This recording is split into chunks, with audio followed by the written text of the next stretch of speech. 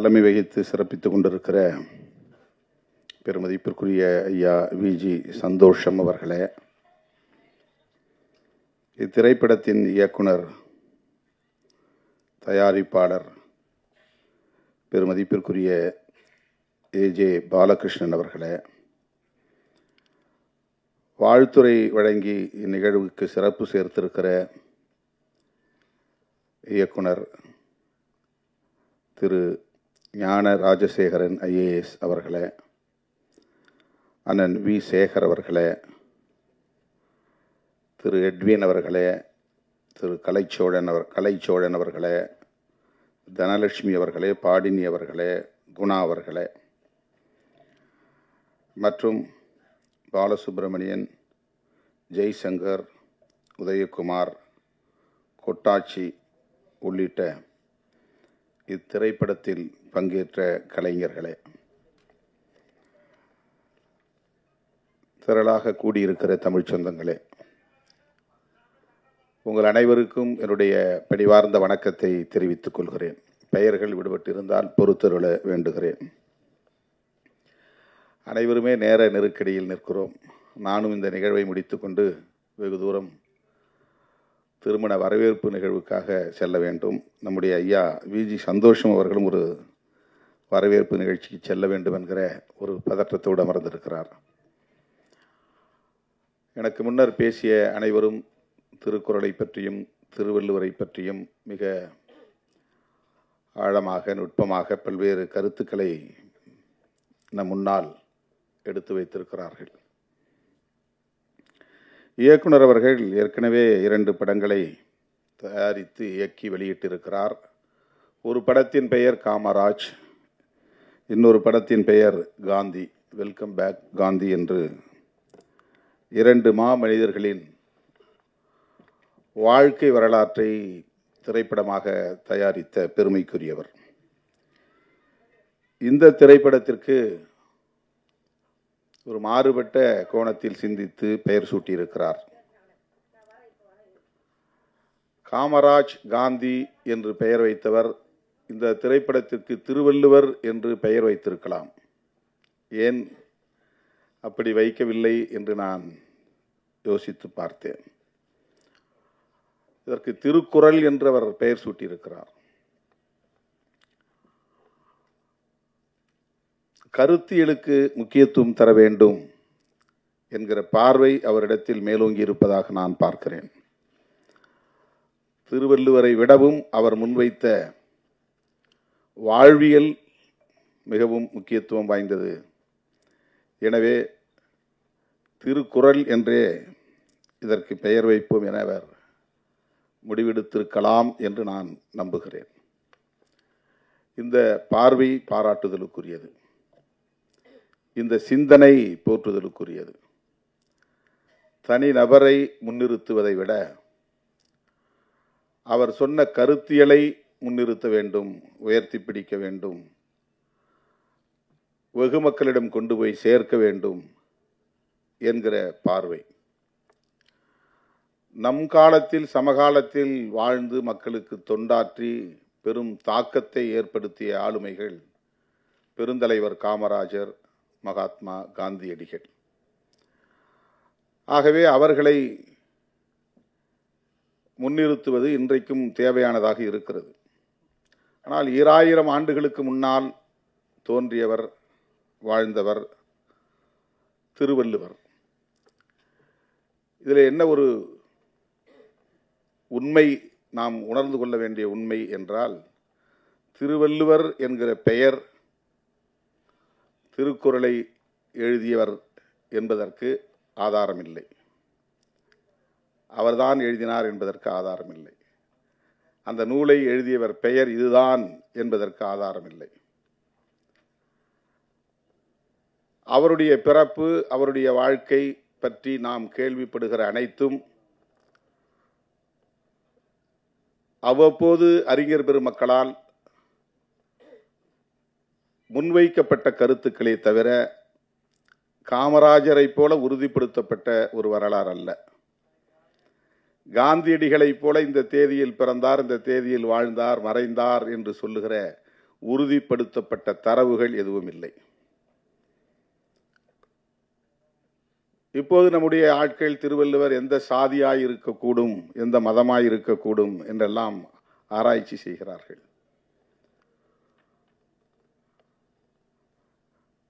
திருவள்ளுவர் மதச்சார்பின்மை கோட்பாட்டில் உறுதியாக இருந்தார் என்பதை இயக்குனர் சேகர் அவர்கள் மிக அழகாக எடுத்துரைத்தார். அதுதான் முன்னிறுத்தப்பட வேண்டிய செய்தி, அதுதான் கருத்தியல். ஆகவேதான் இயக்குனர் ஏஜே பாலகிருஷ்ணன் அவர்கள் திருவள்ளுவர் யார் என்பதை விட திருக்குறள் என்ன என்பதுதான் மிகவும் முதன்மையானது. அது என்ன சொல்லுகிறது, அதுதான் நமக்கு மக்களுக்கு போய் சேர வேண்டிய செய்தி. ஆகவேதான் திருவள்ளுவர் என்று இந்த திரைப்படத்திற்கு பெயர் சூட்டாமல் ஒரு கதாநாயகனை ஆராதிக்காமல் அந்த நூல் சொல்லுகிற வாழ்வியலை, கருத்தியலை, கோட்பாட்டை பொதுமக்கள் புரிந்து கொள்ள வேண்டும் என்கிற மிக உயர்ந்த பார்வையோடு இதனை அவர் அணுகியிருக்கிறார் என்று நான் பெரிதும் நம்புகிறேன்.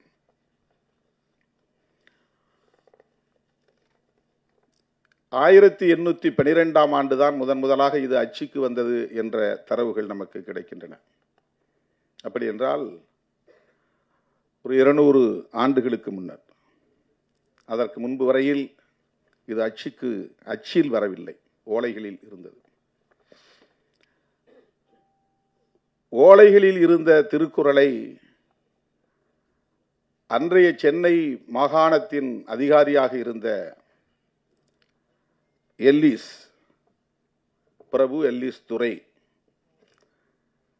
பிரான்சிஸ் ஒயிட் எல்லிஸ் அவருடைய முழு பெயர், அவரிடத்திலே கொண்டு போய் கொடுத்தவர் அயோத்திதாச பண்டிதருடைய தாத்தா கந்தப்பன் என்பவர். பண்டிதர் அயோத்திதாசர் தமிழ் சமூகத்தில் மிகப்பெரிய தாக்கத்தை ஏற்படுத்திய ஒரு அறிஞர். அது ஓரளவுக்கு கற்றறிந்த வட்டாரத்தில் அறிந்த ஒன்று. அவர் திராவிடம் என்கிற சொல்லை முதலில் புழக்கத்திற்கு, வெகுமக்கள் புழக்கத்திற்கு கொண்டு வந்தவர். திராவிட மகாஜன சபை என்கிற அமைப்பை உருவாக்கியவர்.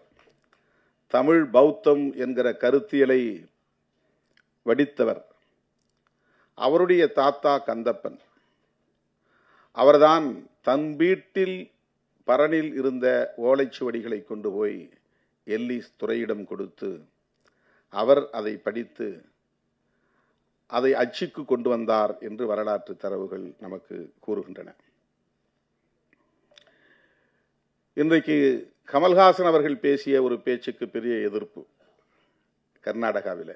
அவருடைய திரைப்படத்தையே திரையரங்குகளில் ஓட்டவிட மாட்டோம் என்றெல்லாம் எதிர்ப்பு தெரிவிக்கிறார்கள். தமிழிலிருந்துதான் கன்னடம் தோன்றியது என்ற கருத்தை அவர்களால் ஏற்க முடியவில்லை. ஆனால் 1812 எல்லிஸ் அவர்களும் 1852 ஹென்றி ஹொய்சிங்டன் என்பவரும், அவர்களெல்லாம் பிரிட்டிஷ் குடிமக்கள், ஆங்கிலேயர்கள். அவர்கள் தமிழை கற்று, தமிழை ஆய்ந்து, தமிழ் அறிஞர்களோடு உரையாடி, அவர்கள் தென்னிந்திய மொழிகளான தமிழ், தெலுங்கு, கன்னடம், மலையாளம், துளு போன்ற மொழிகளை எல்லாம் ஒப்பீடு செய்து அதன் அடிப்படையில் அவர்கள் முன்வைத்த கருத்து இந்த மொழிகளுக்கெல்லாம் மூலமொழி தமிழ் என்ற கருத்தை உறுதிப்படுத்தி இருக்கிறார்கள்.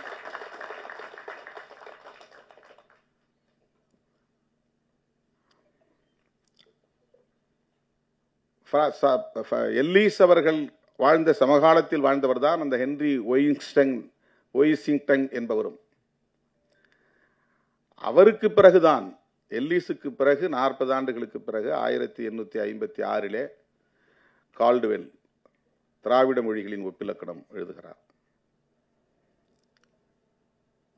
இந்த மொழிகள் ஒன்றோடொன்று தொடர்புடையவை என்கிற செய்தியை தாண்டி இந்தியாவில் பேசப்படக்கூடிய பல்வேறு மொழிகளுள் மிகவும் தொன்மை வாய்ந்தது, சிறப்புக்குரியது தமிழ் உள்ளிட்ட தென்னிந்திய மொழிகள்தான் என்கிற செய்தியையும் சொல்லுகிறார்கள்.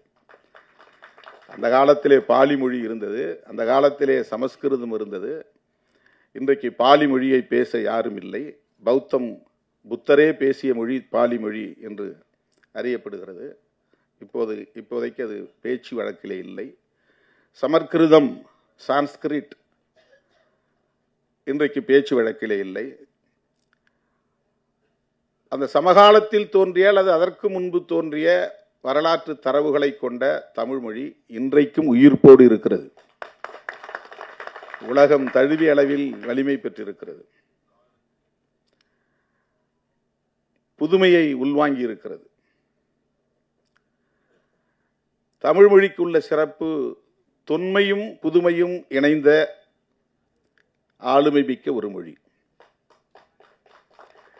பல மொழிகள் தோன்றி வளர்ந்து முதுமை அடைந்து மறைந்து போய்விட்டன. தொன்மைக்கு எதிர்ச்சொல் முதுமை அல்ல, தொன்மைக்கு எதிர்ச்சொல் புதுமை. அண்மையிலே ஒரு பட்டிமன்றத்தை நான் பார்த்தேன். செம்மொழி சிறப்பு தமிழுக்கு வந்ததற்கு அதன் தொன்மை காரணமா அல்லது இளமை காரணமா என்று தலைப்பிட்டிருந்தார்கள். முதுமைக்கு எதிர்ச்சொல் இளமை, தொன்மைக்கு எதிர்ச்சொல் புதுமை. புதுமை என்று சொல்லியிருந்தால் அது மிக பொருத்தமாக இருந்திருக்கும் என்று நான் எண்ணினேன். இன்றைக்கு கணினி மொழி வந்துவிட்டது, அது புதுமை. கணினிக்கு ஏற்ப தமிழ் தன்னை தகவமைத்துக் கொண்டிருக்கிறது.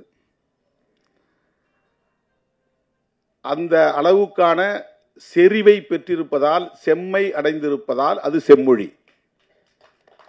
செம்மை அடைந்திருப்பது என்றால் செழுமை அடைந்திருப்பது என்று பொருள். செழுமை உருவதைத்தான் செம்மை உருவது என்று நாம் சொல்லுகிறோம். செம்மையுற்ற ஒரு மொழி, எல்லா வளங்களையும் கொண்ட செழுமையுற்ற செம்மையுற்ற மொழி, அதனால் இது செம்மொழி. செம்மொழி என்பது சிவப்பு மொழி அல்ல. செம்மொழி என்பது செம்மையுற்ற மொழி. செம்மையுற்ற மொழி என்றால் செழுமையுற்ற மொழி. செழுமையுற்ற என்றால் எல்லா வளங்களையும் உள்ளடக்கிய மொழி என்று வரும். ஹைலி ரிச்சஸ்ட் லாங்குவேஜ், அதுதான் செம்மொழி. அதை கிளாசிக்கல் லாங்குவேஜ் என்று சொல்வார்கள். அப்படிப்பட்ட இந்த மொழிக்கு இன்றைக்கு உலகளாவிய பெருமையை சேர்க்கக்கூடிய ஒரு நூல். எத்தனையோ படைப்புகள் தமிழிலே உண்டு, சங்க இலக்கியங்கள் உண்டு. 11 மேற்கணக்கு நூல்கள், 11 கீழ்கணக்கு நூல்கள். 11 மேற்கணக்கு நூல்கள் 10 பாட்டு 8 தொகை. 11 கீழ்கணக்கு நூல்கள் 18 நூல்கள் இருக்கின்றன. அதிலே நாலடியார் ஒன்று, இன்னா 40, இனியவை 40 போன்ற நூல்கள் எல்லாம் வரும். அதிலே ஒன்று திருக்குறள். இத்தனை நூல்கள் தமிழுக்கு சிறப்பு சேர்க்கிற, பெருமை சேர்க்கிற, பல்வேறு கருத்தியலை கொண்டிருக்கிற, கோட்பாடுகளை கொண்டிருக்கிற, தமிழர்களின் மாண்பை பறைசாற்றுகிற எத்தனை படைப்புகள் இருந்தாலும் அந்த 18 கீழ்கணக்கு நூல்களிலே திருக்குறள் மட்டும்தான் உலகளாவிய நூற்றுக்கணக்கான மொழிகளில் மொழியாக்கம் செய்யப்பட்டிருக்கிறது. பைபிளுக்கு அடுத்தபடியாக அதிக மொழிகளில் மொழியாக்கம் செய்யப்பெற்ற பெருமுக்கிய நூல் திருக்குறள். அண்ணன் வி. சேகர் அவர்கள் சொன்னதைப் போல இது ஒரு மதம் சார்ந்த நூலாக இருந்திருந்தால் அந்த மதத்திற்குரியவர்கள் மட்டும்தான் போற்றி இருப்பார்கள், போற்றி கொண்டிருப்பார்கள். பைபிள் கிறித்தவர்களுக்குரியது. அதனால் உலகத்தில் எந்தெந்த மொழியை பேசுகிறவர்களும் கிறித்தவத்தை ஏற்றுக்கொண்டிருந்தால் அந்த மொழியிலே பைபிளை மொழியாக்கம் செய்கிறார்கள். குர்ஆன் இஸ்லாமியர்களுக்குரியது. இஸ்லாமியர்கள் உலகம் தழுவிய அளவில் வாழ்கிறார்கள். அவர்கள் என்னென்ன மொழிகளை தாய்மொழியாக கொண்டிருக்கிறார்களோ அந்த மொழிகளில் குர்ஆனை மொழியாக்கம் செய்து கொள்கிறார்கள்.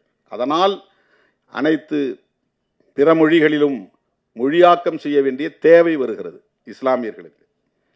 ஹீப்ரு அல்லாத பிறமொழி பேசக்கூடிய, அரபு அல்லாத பிறமொழி பேசக்கூடிய, இஸ்லாத்தை ஏற்றுக்கொண்ட மதவழி சார்ந்த மக்கள் தங்கள் தாய்மொழியில் அந்த குர்ஆனை, அந்த வேத நூலை மொழியாக்கம் செய்ய வேண்டிய ஒரு வரலாற்று கட்டாயம் ஏற்படுகிறது குர்ஆனுக்கு, பைபிளுக்கு. ஆனால் அப்படி எந்த மதத்தையும் சாராமல் ஆனால் எல்லா மொழிகளை சார்ந்தவர்களும் ஒரு மொழியை மொழியாக்கம் செய்திருக்கிறார்கள், ஒரு நூலை மொழியாக்கம் செய்திருக்கிறார்கள் என்றால் அந்த பெருமைக்குரிய நூல் திருக்குறள் மட்டும்தான். அதற்கு எந்த ஹிஸ்டாரிக்கல் கம்பல்ஷனும் கிடையாது, ஒரு வரலாற்று கட்டாயம் நிர்பந்தம் கிடையாது. இந்த நூலை எங்கள் மொழியில் மொழியாக்கம் செய்யுங்க, நாங்கள் இந்த வழிபாடு செய்கிறோம் அப்படின்னு சொல்கிறதுக்கு எந்த நிர்பந்தமும் கிடையாது, வலியுறுத்தம் இல்லை, கட்டாயம் இல்லை. ஆனால் பல மொழிகளில், ஏராளமான மொழிகளுள் இந்த நூல் மொழியாக்கம் செய்யப்பட்டிருப்பதற்கு காரணம் அதற்குள்ளே இருக்கிற கண்டென்ட். அதுதான் முக்கியமானது.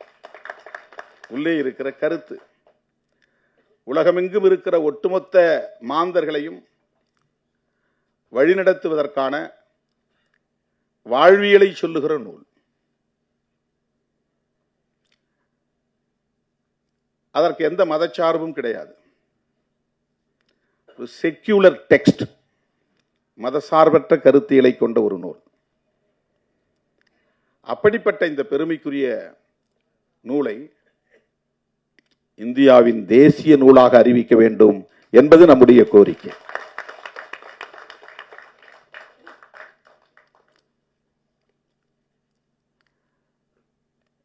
ஆனால் அது இன்னும் எடுபடவில்லை.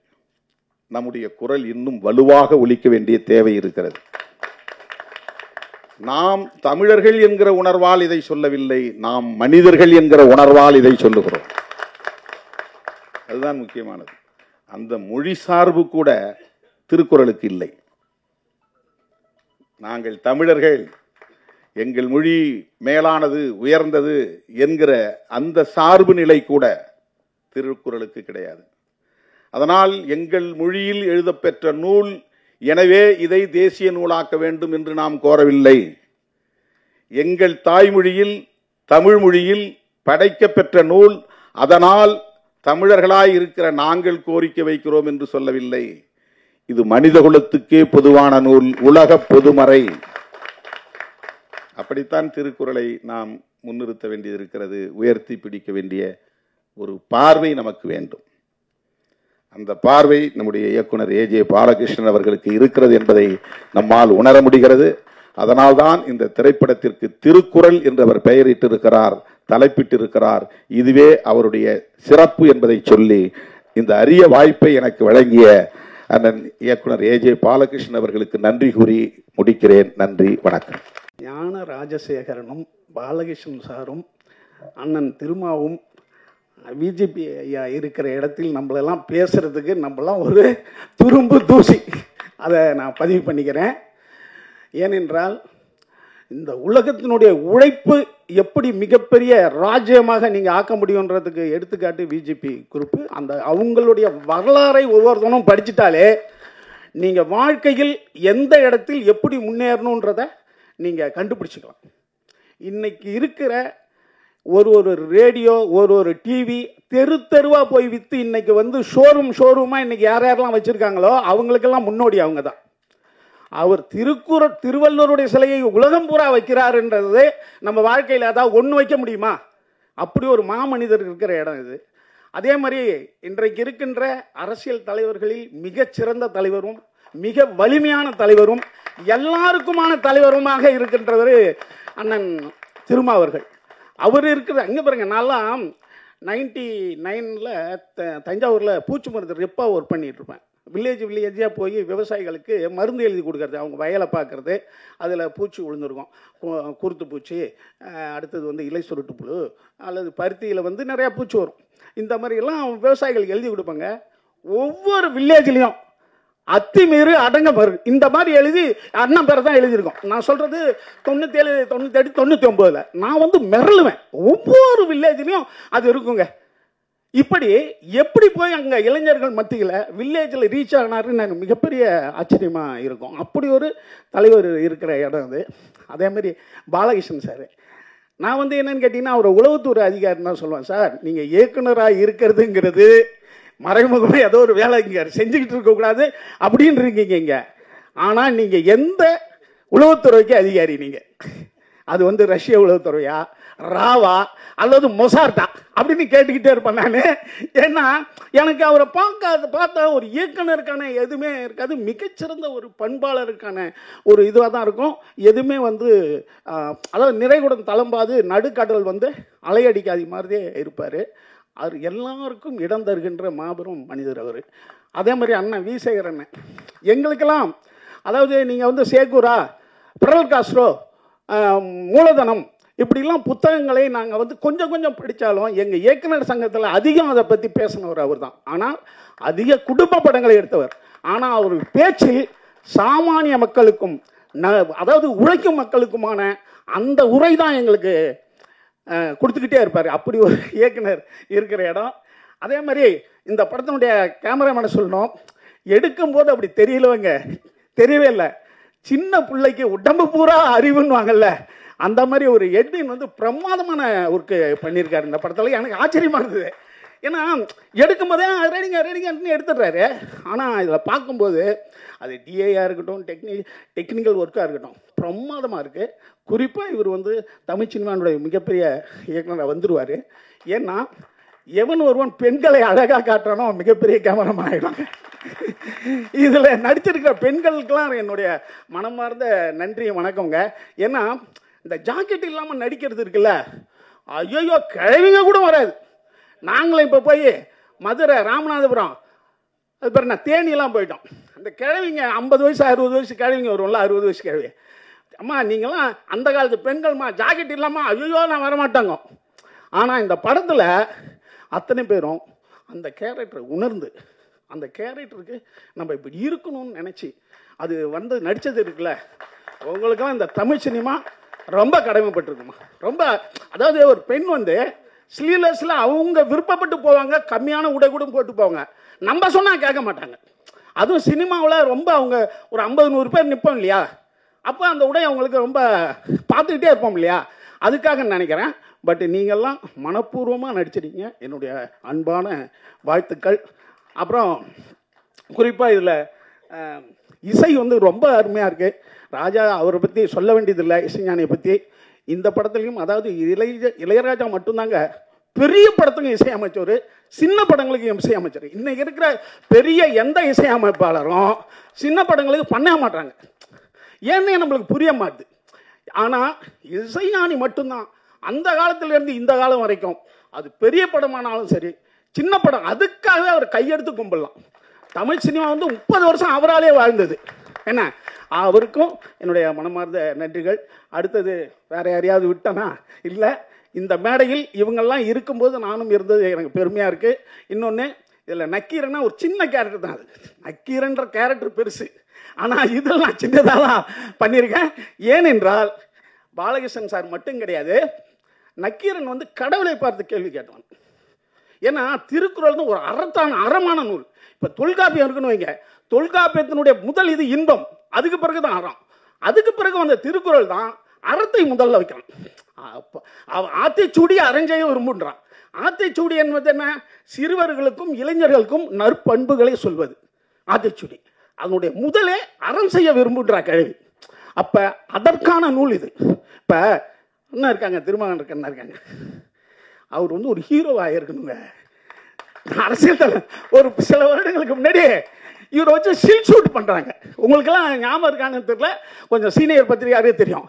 சீல் ஷூட் பண்ணோன்னே இப்ப நம்ம என்ன நினைப்போம், விஜயகாந்த் மாதிரி இன்னொரு ஹீரோ வந்துட்டாரு, என்ன முரளிக்கு அண்ணன் மாதிரி ஒரு ஹீரோ வந்துட்டாரு, ஒரு ஒரு மண் சார்ந்த ஒரு ஹீரோ வந்துட்டாருன்னு தான் நம்ம நினைப்போம். அவர் அரசியலே அப்போ பயங்கர பிஸியா இருக்காரு. சில் ஷூட் நடக்குதுன்னாங்க. சரி, அந்த சில்லாம் பார்த்தேன் நான். சரி, இன்னொரு ஹீரோ வரப்போறாருன்னா அவருடைய அரசியல் அந்த இடைவிடாத பணியில ஒரு தமிழ் சினிமாவுக்கு ஒரு சிறந்த ஹீரோ நம்மளுக்கு கிடைக்காம போயிட்டாருன்றது தான் நம்மளுக்கு இது. பட் இந்த மாதிரியான இப்போ இந்த மாதிரியான இசை விளையாட்டு விழாக்கெல்லாம் அண்ணன் வர்றது ரொம்ப பெருமையாக இருக்குது. உங்கள் அனைவருக்கும் நன்றி. யாராவது விட்டுருந்தாங்கன்னா மன்னிச்சுக்கணும். கொட்டாச்சி மிகச்சிறந்த ஒரு கலைஞன். இதில் திருவள்ளுவராக நடிச்சிருக்காரு, ரொம்ப அருமையாக நடிச்சிருக்காரு. யாராவது அதே மாதிரி இதுக்கு ஃபண்டு பண்ணவங்க, இந்த மாதிரி படங்களுக்கு உதவி பண்ணுறது இருக்கு இல்லையா, அதுதான் அறம். வையத்துள் வாழ்வாங்க வாழ்பவன் வானோரையும் தெய்வத்துள் வைக்கப்படும். அந்த வாழ்வாங்கன்றது என்ன தெரியுமா, நீங்கள் அறம் உள்ளவர்களுக்கு சிறந்ததுக்கு உதவி செய்கிறது தான். அப்படி செஞ்சு வாழ்ந்துட்டீங்கன்னா நீங்கள் கடவுள்கிட்ட போய் கடவுள் மாதிரி வாழலாம். நன்றி, வணக்கம். அனைவருக்கும் வணக்கம். மேடையில் அமர்ந்திருக்கும் பெரியோர்களுக்கும் பத்திரிகை நண்பர்களுக்கும் கொட்டாட்சியோட பணிவான வணக்கம். எல்லாருக்குமே ஒரு கனவு இருக்கும். எனக்கு அந்த கனவு இருந்தது. நான் நாகேஷ் சாரோட மிகப்பெரிய ஒரு வெறியன் ஃபேன்ஸ். இன்று வரையும் நான் திருவிளையாடலில் படம் பார்த்தோம்னா டக்குன்னு நம்ம யோசிக்கிறதே நாகேஷ் சாரோட தருமி கேரக்டர் தான் நம்ம யோசிப்போம். அப்படி ஒரு கேரக்டர் எல்லாத்துக்கும் அமையுமா அப்படின்னு சொன்னால் எல்லாருக்கும் ஆசை இருக்கும். இந்த மாதிரி ஒன்று நடிக்கணும்டா, இந்த மாதிரி அவர் மாதிரி ஒரு கேரக்டர் எனக்கு அமையண்டா. வீட்டில் எல்லாம் கூட நாடகங்கள் எல்லாமே சும்மா நம்ம அதை மாதிரியெல்லாம் நடித்து பார்ப்போம். ஆனால் டைரக்டர் என்னை கூப்பிட்டு பார்த்து, கொட்டாச்சி இதில் ஒரு விஷயம் ஒன்று இருக்குது, நீங்கள் பண்ணுங்க அப்படின்னு சொன்னார். கேட்குறப்போ நான் இதை மக்கள் என்னமோ ஏதோ சின்னது ஒரு கேரக்டரு அந்த மாதிரி தான் நான் எனக்குள்ளே நான் நினச்சிக்கிட்டேன். ஆனால் சார் எனக்கு திருவிளையாடல் படத்தில் நாகேஷ் சார் நடித்த ஒரு கேரக்டர் மாதிரி ஒரு தருமி நீங்கள் தான் கொட்டாச்சி பண்ணுறீங்க அப்படின்னாரு.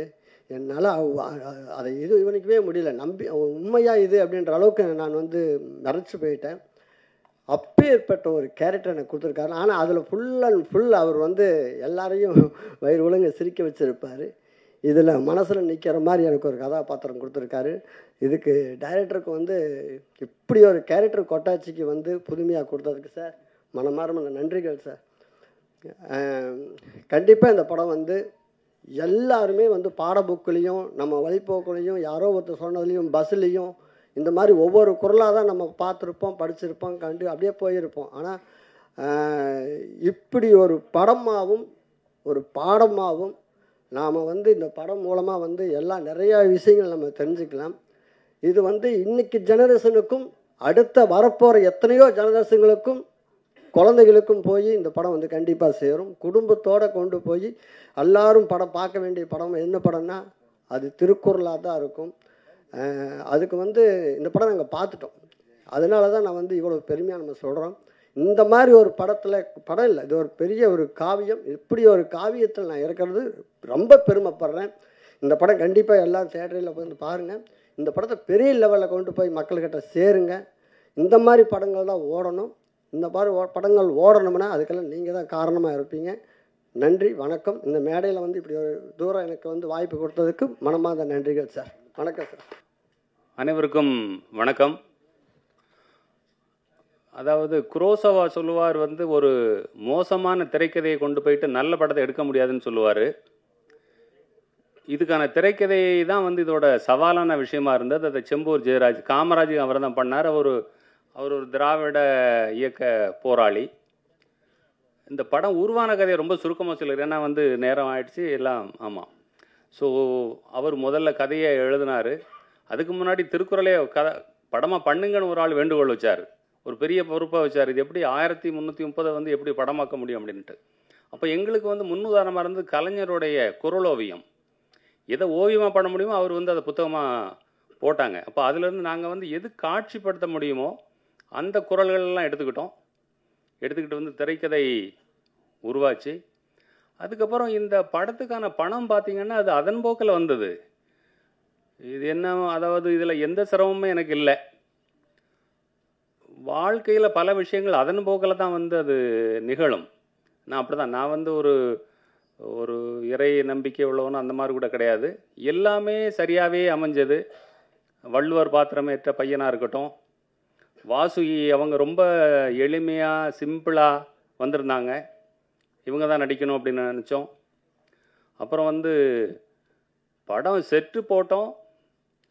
ராத்திரி ஃபுல்லாக மழை. செட்டுக்குள்ளே 2 இன்ச்சு தண்ணி நிற்கிது முதல் நாள் ஷூட்டிங்கில். எல்லோரும் கலங்கிட்டாங்க. ஆர்ட் டைரக்டர் என்ன சார் என்ன பண்ணுறது அப்படின்னாரு. நான் சொன்னேன், விவசாயி நட்டுட்டு வருவான், மழை பெஞ்சு எல்லாம் மூழ்கி போயிடும். நம்ம சினிமா எடுக்கிறோம், தண்ணியை வெளியே தள்ளிட்டு படம் ஷூட் பண்ணுவோன்னு சொல்லிட்டு ஷூட் பண்ணோம். அதெல்லாம் எங்களுக்கு இந்த அம்மா சொன்னாங்களே, இடும்பைக்கு இடும்பை, அந்த குரல் தான் ஞாபகத்துக்கு வந்தது. ஸோ அந்த மாதிரி படம் முடிஞ்சது. அப்புறம் இளையராஜா கிட்ட போனோம். அவர் படத்தை பார்த்துட்டு அவருக்கு ரொம்ப பிடிச்சிருந்தது. பிடிச்சிட்டு அதை முடிச்சு கொடுத்தாங்க அந்த படத்தை. இப்போ இந்த படத்துக்கு ரொம்ப முக்கியமான ஃபண்டர்ஸ் 2 பேர், விஐடி விஸ்வநாதன் ஐயா ரொம்ப சிக்கனமான மனிதர். அவர் இதுக்கு உதவி பண்ணார். மதுரை டிபி ராஜேந்திரன் உதவி பண்ணாங்க. இப்போ இதோட முதல் இந்த நிகழ்ச்சிக்கு வந்து யாரை கூப்பிடலாம் அப்படின்னு பார்க்கும்போது, நீங்கள் சமூக போராளிகள் அப்படின்னா 19ஆம் நூற்றாண்டில் அவர் இருந்தார், 18ல் அவர் இருந்தார், 15ல் இவர் இருந்தார்னு சொல்லுவீங்க. நிகழ்காலத்தில் போராடக்கூடிய ஒரு போராளி, மனித உரிமைகளுக்காக போராடக்கூடிய ஒரு போராளி. ஜெயமோகன் எழுதியிருந்தார், தருமபுரி மாவட்டத்தில் வந்து எவனா ஒரு வந்து அழுக்கு வேஸ்ட் கட்டி போனால் ராத்திரி போலீஸ் ஸ்டேஷனில் கொண்டு வச்சுருவாங்க. திருமாவளவன் வந்ததுக்கப்புறம் அந்த கைதுகள் குறைந்தன.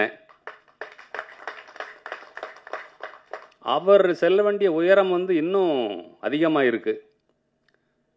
சொல்லப்போனால் அவர் வரும்போது காமராஜர் ஆட்சியின் ஒரு பகுதியை கட்டாயம் வந்து தமிழகத்துக்கு தருவார் என்ற நம்பிக்கை எனக்கு இருக்கிறது. அதனால் அவரை கூப்பிடணும்னு நான் மனப்பூர்வம். அவர் கூட எனக்கு பெரிய அறிவும். மூப்பனாரையா அலுவலகத்துக்கு வருவாங்க அவங்க வளர்ந்து வர்ற காலத்தில். அப்போவே அவர் மிக அறம் சார்ந்த ஒரு மனிதர், படிப்பாளி. நான் பேச வேண்டியதில் நம்ம படத்தோட ஹீரோ பேசிட்டாரு. அதனால் எனக்கு ஒரு பாயிண்ட் தான் மிச்சம் இருந்தது. அதனால் அவர் கூப்பிட்ட உடனே எந்த மறுப்பு தயக்கம் எதுவுமே காட்டலை. அவர் வந்தாங்க. மற்றும் வந்திருக்கிற அனைவருக்கும் எனது நன்றி. இந்த நிகழ்ச்சி தொகுத்து வழங்குகிற தங்கைக்கும் மிக்க நன்றி. இதில் வந்து தனலட்சுமி வாசுகியா நடிக்கிற பெண் வந்து முதல் படம் அவங்களுக்கு. வாழ்க்கையில் முன்னுக்கு வரணும், இந்த துறையில் வந்து ஜொலிக்கணும் அப்படின்னு அவங்க எடுத்துக்கிட்ட முயற்சிகள் ரொம்ப ஜாஸ்தி. லொக்கேஷனில் அவங்க டைமெல்லாம் வந்து எந்த விதத்திலும் வேஸ்ட் பண்ணலை. கலைச்சோழன் மட்டும் கொஞ்சம் திட்டு வாங்கினார், ஏன்னா அவரே ஒரு டைரக்டர். ஆமாம், அதனால் மற்றபடி எல்லாம் சுமூகமாக நடந்தது. உங்களுக்கு எனது மனமார்ந்த நன்றி, வாழ்த்துக்கள். வணக்கம். வணக்கம். இந்த உரையை ஒரு குரலோட ஆரம்பிக்கணும்னு ஆசைப்படுறேன். இடும்பைக்கு இடும்பை படுப்பர், இடும்பைக்கு இடும்பை படாதவர். நம்ம வாழ்க்கையில ஒரு செயலை செய்யறதுக்கு முன்னாடி இடையில நிறைய துன்பங்கள் வரும். அந்த துன்பத்தை கண்டு நம்ம துன்பப்படக்கூடாது. அந்த துன்பத்துக்கே நம்ம துன்பத்தை கொடுத்துடணும்னு வள்ளுவர் எழுதியிருக்காரு. எவ்வளவுதான் தடைகள் வந்தாலும் அதை உடைச்சு நம்ம முன்னேறி போயிட்டே இருக்கணும். அப்படி ஒரு முன்னேற்றமாக தான் இந்த படத்தை பார்க்குறேன். திருக்குறள், இது என்னுடைய முதல் படம். என்னோட கெரியர்லேயே ரொம்ப ரொம்ப முக்கியமான ஒரு படம். எல்லாருக்கும் வாசுகியை பிடிக்கும் நம்புகிறேன். என்ன வாசுகியாக தேர்ந்தெடுத்த டைரக்டர் ஏஜி பாலகிருஷ்ணன் சாருக்கு நன்றி சொல்லிக்கிறேன். நன்றி சார். திரைக்கதை எழுத்தாளர் ஜெயராஜ் சார் அவர்கள், அவர் எழுதிய எழுத்துக்கு அதில் நானும் உயிர் கொடுத்துருக்கேன். நானும் ஒரு சின்ன பங்காக இருக்கேன்னு நினைக்கும் போது ரொம்ப ரொம்ப சந்தோஷமாக இருக்குது. இசைஞானி இளையராஜா சார் அவர்கள், சின்ன வயசுலேருந்து அவரோட பாட்டை கேட்டு வளர்ந்தனா இன்னைக்கு அவரோட மியூசிக்கில் என்னுடைய முதல் படம் ரிலீஸ் ஆகிறது. It is a dream come true moment. Thank you so much for giving me Mullai Vasam song. It is very close to my heart. Thank you so much for this wonderful opportunity. And cameraman sir பற்றி சொல்லி ஆகணும். என்ன மட்டும் இல்லை, எல்லா ஆர்டிஸ்டுமே ரொம்ப அழகாக காமிச்சிருக்காரு. தேங்க்யூ எட்வின் சஹாய் சார் அவர்கள். மற்றும் assistant directors, associate director, art director, costume designer, cameraman team, lighting team, technicians, executive producer, the whole production and க்ரூக்கே நன்றி சொல்ல கடமைப்பட்டிருக்கேன். இந்த ஃபிலிம்காக உழைப்பு போட்ட அத்தனை பேருக்குமே நன்றி. நன்றி. இது எனக்கு முதல் பேச்சு. ஏதோ தவறு பண்ணுற ஒரு கான்ஷியஸாக இருக்குது. ஸோ அதனால் என்னுடைய நன்றிகளையும் வணக்கங்களையும் ஏற்றுக்கோங்க. இந்த விழாவை சிறப்பிக்க வந்ததுக்காக என்னுடைய நன்றிகள். படத்தை பற்றி சொல்லணும்னா, இது ஒரு காவியமாக தான் நான் பார்க்குறேன். எங்கள் குழு அனைவரும் இந்த படத்தை பார்த்துட்டோம். ரொம்ப சிறப்பாக வந்திருக்கு. மேடை பேச்சுக்காக சொல்லலை, ஒரு ஃபீல் குட் மூவி. உலகத்தில் இருக்கிற ஒவ்வொரு தமிழர்களும் கண்டிப்பாக பார்க்கணுன்னு நான் இப்போது ரிக்வெஸ்ட் பண்ணிக்கிறேன். ஏன்னா அப்படிப்பட்ட ஒரு மெசேஜ் திருவள்ளுவர் நம்ம கேள்விப்பட்டிருக்கோம், புத்தகத்தில் படிச்சிருக்கோம். அவர் என்ன பண்ணியிருப்பார், அவர் எப்படி வாழ்ந்திருப்பார், அந்த சூழ்நிலைகள் எப்படி இருக்கும், இதெல்லாம் கற்பனையாக இருந்தது. படம் பார்க்கும்போது எனக்கு ரொம்ப வியப்பாக இருந்தது. ஏன்னா கதை ஃபுல்லாக தெரியாது, என்னோட கேரக்டரைசேஷன் மட்டும்தான் தெரியும். படமாக பார்க்கும்போது ரொம்ப இன்ட்ரெஸ்டிங்காக இருக்குது. நீங்கள் அனைவரும் படத்தை பார்க்கணும், தியேட்டருக்கு வரணும்.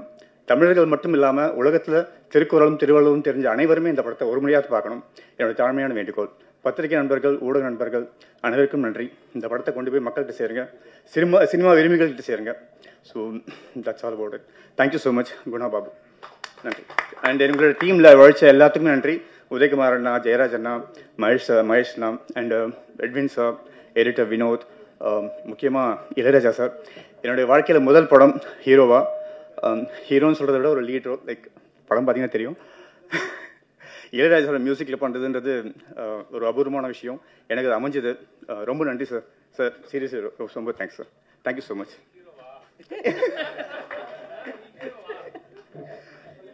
தவறு இருந்தால் மன்னிச்சிருங்க சார். அனைவருக்கும் வணக்கம். இங்கே மேடையில் இருக்கக்கூடிய அனைவருக்கும் வணக்கம் சார். ரொம்ப நன்றி.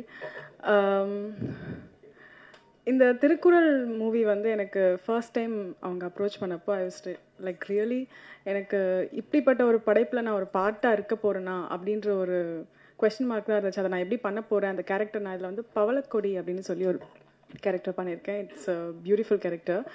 ஹோப்ஃபுல்லி நான் ஜஸ்டிஃபிகேஷன் கொடுத்துருக்கேன் நம்புகிறேன். ஸோ என்னோடய பேரே பாடினி குமார் தான்.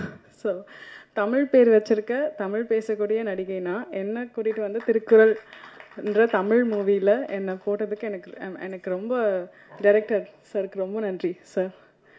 அண்ட் திருக்குறள் அப்படின்னு சொன்ன உடனே எல்லாருக்குமே வந்து சின்ன வயசில் படித்தது, நம்ம போகிற அவங்க சொன்ன மாதிரி போகிற வழியில் பஸ்ஸில் பார்த்தது, எங்கேயாவது ஒரு இடத்துல பார்த்தது, இப்படி தான் ஞாபகம் வரும். அதில் வரக்கூடிய இந்த ஒரு சில பால்களில் எழுதிருக்கக்கூடிய விஷயங்களை நம்ம வந்து இங்கே ஒரு கேரக்டராக கொண்டு வர போகிறோம் அப்படின்னு நினைக்கிறப்போ எனக்கு ரொம்பவே ஒரு நர்வஸோடு தான் அந்த கேரக்டரை எடுத்தேன். பட் எனக்கு வந்து நல்லபடியாக வந்திருக்குன்னு எல்லாரும் சொல்கிறாங்க. ரொம்ப நன்றி. ட்ரெய்லர் பார்த்துட்டு சாங் பார்த்துட்டு நல்லபடியாக வந்திருக்குன்னு நினைக்கிறேன்.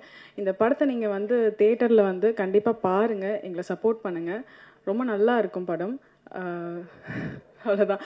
அண்ட் ரொம்ப பெரிய பெரிய விஷயம், இசைஞானி இளையராஜா சாரோட மியூசிக்கில் எனக்கு ஒரு பாட்டு இது வந்து எத்தனை பேரோட கனவா இன்னை வரைக்கும் இருக்குன்னு எனக்கு தெரியல. பட் நடித்த வெகு சில மூவிஸ்லேயே எனக்கு வந்து இந்த வாய்ப்பு கிடைச்சது வந்துட்டு எனக்கு ரொம்ப பெரிய பெரிய ஒரு விஷயமா இருந்துச்சு. இசைஞானி சார் முதல்ல இந்த பாட்டை எனக்காக ப்ளே பண்ணப்போ ஐ வாஸ் லைக் கண்ணிலேருந்து தாரையாக தண்ணி வருது. எனக்கு என்ன பண்ணுறதுன்னு தெரியல. அந்த அளவுக்கு ஒரு எமோஷ்னலான மொமெண்ட்டாக இருந்துச்சு. அண்ட் ரொம்பவே எனக்கு தேங்க்ஸ் டு யூனிவர்ஸ் ஆக்சுவலி இந்த ஒரு வாய்ப்பை எனக்காக அமைச்சு கொடுத்ததுக்கு. அண்ட் எங்கள் டீம் எல்லாருக்குமே ரொம்ப ரொம்ப ரொம்ப தேங்க்ஸ். எனக்காக நான் இந்த ஃப்ரேமில் வரணும் அப்படின்னு நினச்சி ஒவ்வொருத்தரோட உழைப்பு இருக்கும் இல்லையா, அது எல்லாத்துக்குமே ரொம்ப நன்றி. அண்ட் வந்திருக்க உங்களுக்கும், நான் இப்போ பேசுகிற எல்லாத்தையுமே நீங்கள் எடுத்துகிட்ருக்க உங்களுக்கும் ரொம்ப நன்றி. சப்போர்ட் பண்ணுங்கள். தேங்க்யூ.